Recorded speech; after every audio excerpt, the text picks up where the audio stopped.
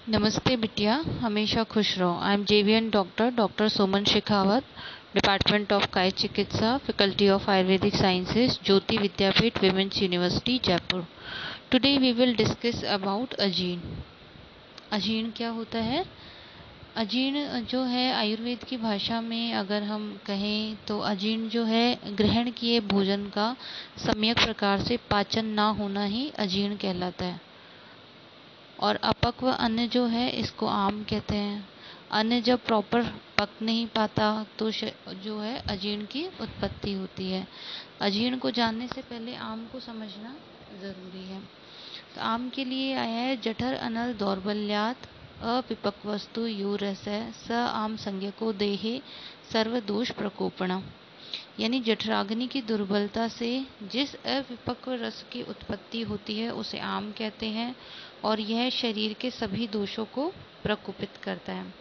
अगर हम इसके निदानों की बात करें तो जैसे भोजन न करना या अजीर्ण अवस्था में भोजन न करना, यानी पहले से भोजन जीर्ण नहीं पचा उसके ऊपर और भोजन करना, अधिक मात्रा में भोजन करना, अनियमित भोजन करना, अति गुरु, अति शीत, अति रुक्ष आहार सेवन करना, विरुद्ध आहार सेवन करना, पंचकर्म सम्यक प्रकार से न होना, ऋतु के अनुसार आहार सेवन न करना, वेग धारण, दिन में सोना, रात्रि में जागना, भय, क्रोध, शोक आदि से आक्रांत। इन सभी निदानों के कारण जो है ये सभी निदान रिस्पॉन्सिबल होते हैं जिसके कारण अजीर्ण की इंडाइजेशन की उत्पत्ति होती है। उपरोक्त जो अभी मैंने आपको बताए इन निदानों के सेवन से त्रिदोष प्रकोपित होकर के जठराग्नि को मांद्य कर देता है। कफ की वृद्धि से पाचक रसों के जलियांश की वृद्धि हो जाती है और आहार का जो एक पाचन है वो सम्यक प्रकार से नहीं होकर के अजीर्ण की उत्पत्ति होती है। जैसे निदान सेवन किया तो त्रिदोष कुपित हो गए, उनमें विशेष रूप से कफ मुख्यतः, जिसकी वजह से जठराग्नि मंद हो गई। जठराग्नि मंद होने की वजह से अन्न का अविपाक हो गया और अजीर्ण की उत्पत्ति हुई। अगर हम इसके संप्राप्ति घटक देखें तो दोष यह जो कफ प्रधान त्रिदोषज व्याधि है, दूषित इसमें रस होता है एवं जठराग्नि दोनों दूषित होते हैं। स्रोतस अन्न है, स्रोतस है अधिष्ठान आमाशय, स्रोतोदुष्टि प्रकार जो है संग होता है। इसके भेदों की बात करें तो आचार्य सुश्रुत ने इसके 4 भेद बताए हैं। आमाजीर्ण, विदग्धाजीर्ण, विष्टब्धाजीर्ण, रस शेषाजीर्ण।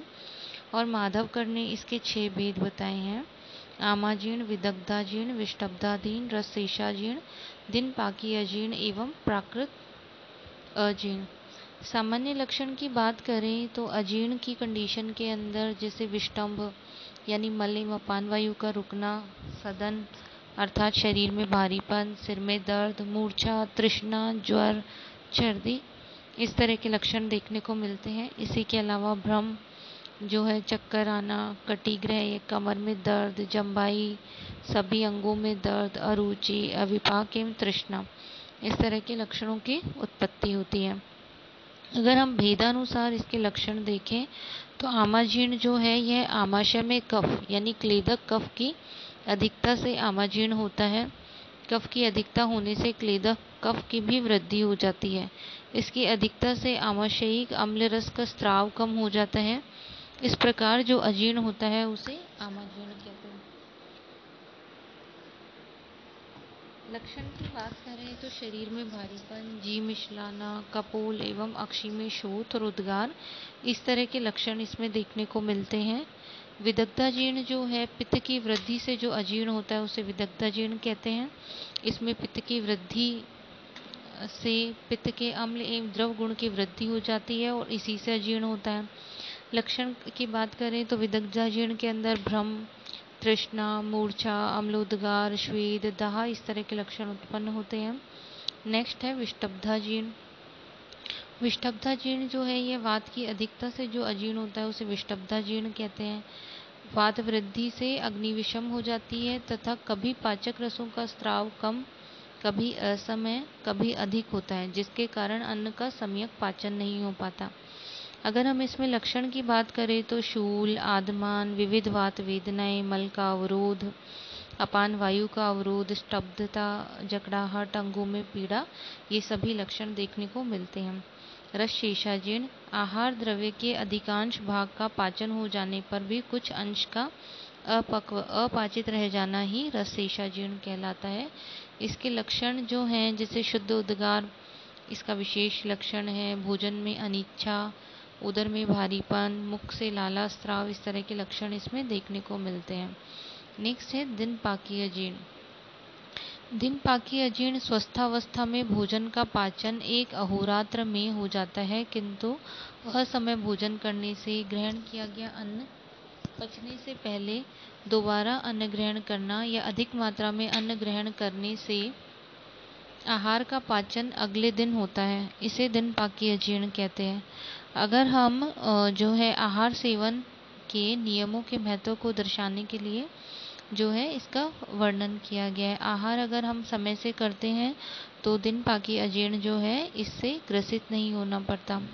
नेक्स्ट है प्राकृत अजीर्ण। प्राकृत अजीर्ण जो है यह स्वाभाविक रूप से सभी स्वस्थ व्यक्तियों में होता है। आहार ग्रहण करने के पश्चात उसके पाचन से पूर्व की अवस्था जो होती है इसे प्राकृत अजीर्ण कहते हैं। अजीर्ण जो है इसमें आमाजीर्ण, विदग्धाजीर्ण, विष्टब्धाजीर्ण ये अन्नज हैं। रस शेषाजीर्ण जो है आहार रसजन्य बताया गया है। दिनपाकीय अजीर्ण आहार नियम अपालन से होता है और प्राकृत अजीर्ण सामान्य स्थिति है। अगर हम अजीर्ण के उपद्रवों की बात करें तो अजीर्ण में मूर्छा, प्रलाप, वमन, लाला स्राव, सदन, भ्रम, इस तरह के उपद्रव की उत्पत्ति होती है। चिरकालिक अजीर्ण जो है जैसे कि विसूचिका या फिर आमवात। विसूचिका जो है ये अन्न रस से उत्पन्न होता है, यानी आम जो है अन्न से इसकी उत्पत्ति होती है, और आमवात जो है इसकी आम रस से उत्पत्ति होती है।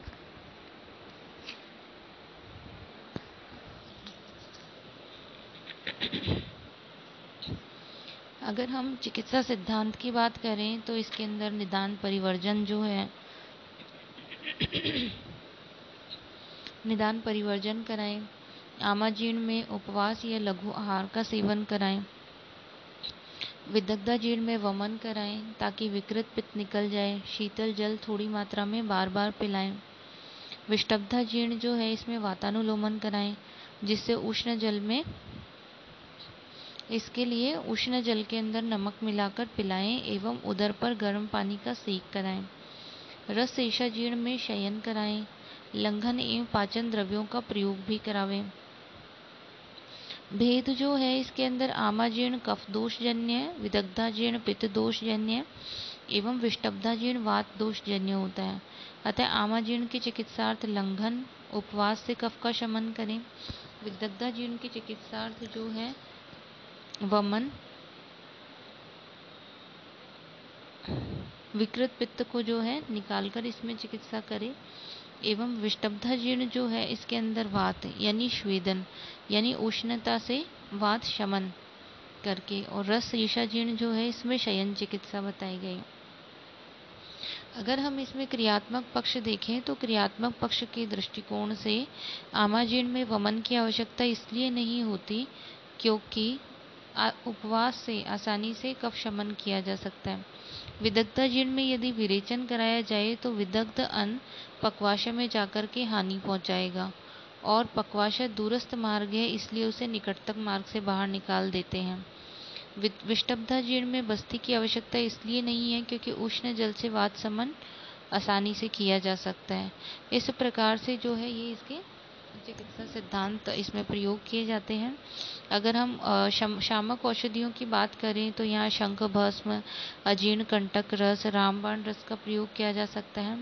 वटी जैसे शंखवटी, महाशंखवटी, चित्रकादि वटी, हिंगवादी वटी, अग्नितुंडी वटी का प्रयोग कर सकते हैं। चूर्ण के अंदर जैसे हिंगवष्टक चूर्ण, लवण भास्कर चूर्ण, शिवशार पाचन चूर्ण, दाढ़ीमाष्टक चूर्ण, अविपत्तिकर चूर्ण का प्रयोग कर सकते हैं। आसव अरिष्ट में द्राक्षारिष्ट, द्राक्षासव, कुमारियासव का प्रयोग कर सकते हैं। पाक और अवलेह स्वरूप जो है द्राक्षावलेह का प्रयोग कर सकते हैं। आमाजीर्ण के लिए जैसे भोजन से पूर्व अग्नितुंडी वटी, शंख भस्म, भोजन के बाद लवण भास्कर चूर्ण का प्रयोग कर सकते हैं। रात्रि में गंधर्व हरित की दे सकते हैं।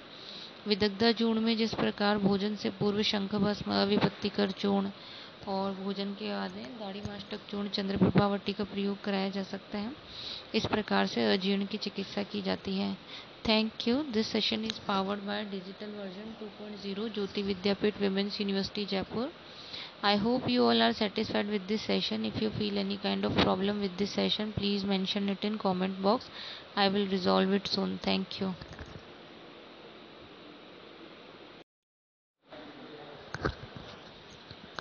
नमस्ते बिटिया, हमेशा खुश रहो। I am JVN doctor Suman Shekhawat, department of काय चिकित्सा, faculty of Ayurvedic sciences, Jyoti Vidyapeeth women's university Jaipur. Today we will discuss on ulcer. Ulcer को अगर मॉडर्न में या आज के आस्पेक्ट में मॉडर्न से कोरिलेट करके देखें तो अक्यूट इंटेस्टिनल ऑब्स्ट्रक्शन से कोरिलेट किया गया है. अल्सर मतलब ग्रहण किया गया आहार जब आमाशय में आलसी की तरह पड़ा रहे, अर्थात न तो वह पचे न ही ऊर्ध या अधोमार्ग से बाहर निकले, इस स्थिति को अल्सर कहते हैं. इसे अक्यूट इंटेस्टिनल ऑब्स्ट्रक्शन माना जाता है. अगर हम इसके निदान और संप्राप्ति की बात करें तो जो व्यक्ति मंदाग्नि से पीड़ित हो, गुरु व रुक्ष आहार करने वाला हो तथा मल मूत्र व अपान वायु के वेग को धारण करता हो, ऐसे व्यक्ति में वात व कफ दोष प्रकोपित हो जाते हैं. प्रकोपित कफ वायु के मार्ग को अवरुद्ध कर देता है, जिसके कारण आहार ऊर्ध्व या अधो किसी भी मार्ग से बाहर नहीं निकल पाता तथा न ही उसका सम्यक पाचन हो पाता है. इस अवस्था को अल्सर कहते हैं. यानी मंदाग्नि से पीड़ित व्यक्ति द्वारा गुरु और रुक्ष आहार ग्रहण करना व वेगों को धारण करना, कफ व वात प्रकोप, कफ से वायु का मार्गावरोध, आहार का अलसी भाव अल्सर रोगोत्पत्ति करता है. अगर हम अल्सर के लक्षण देखें तो कुक्षी प्रदेश में कसावट अर्थात कसकर बंधा हुआ हो ऐसा प्रतीत होता है, मूर्छा होती है, पीड़ा होती है, मल व अधो वायु का पूर्णतः अवरोध होता है, रोगी को उद्गार होता है, शल्य के समान शूल का उग्र रूप में होना ही जो है अल्सर का लक्षण है. इसके असाध्य लक्षण अगर हम देखें तो दंत, ओष्ठ, नेत्र नीले हो जाना, मूर्छा और वमन इसके असाध्यता के लक्षण हैं. नेत्र भीतर की तरफ चले जाते हैं, रोगी का स्वर क्षीण हो जाता है, संधियों का शिथिल हो जाना. इसके अलावा जो है अल्सर एवं दंडाल्सक जो है यह अजीर्ण जनक निदानों के सेवन से अधिक मात्रा में कुपित हुए दोष चिरकालावस्था के अंदर चिरकाल में शरीर में तिर्यक गमन करते हुए पूरे शरीर को दंड के समान सीधा कर देते हैं. यह स्थिति अल्सर कहलाती है. दंडाल्सक, इस अवस्था को दंडाल्सक कहते हैं. इस अवस्था में शरीर में स्वाभाविक आकुंचन होता है. इस अवस्था में शरीर में स्वाभाविक आकुंचन और प्रसारण नहीं हो पाता है. यह असाध्य अवस्था होती है. नेक्स्ट है विलंबिका. अजीर्ण जनक निदानों के सेवन से कफ और वायु दोष कुपित हो जाते हैं तथा अपक्व अन्न ऊर्ध्व तथा अधो किसी भी मार्ग से नहीं निकल पाता है. इसे विलंबिक कहते हैं.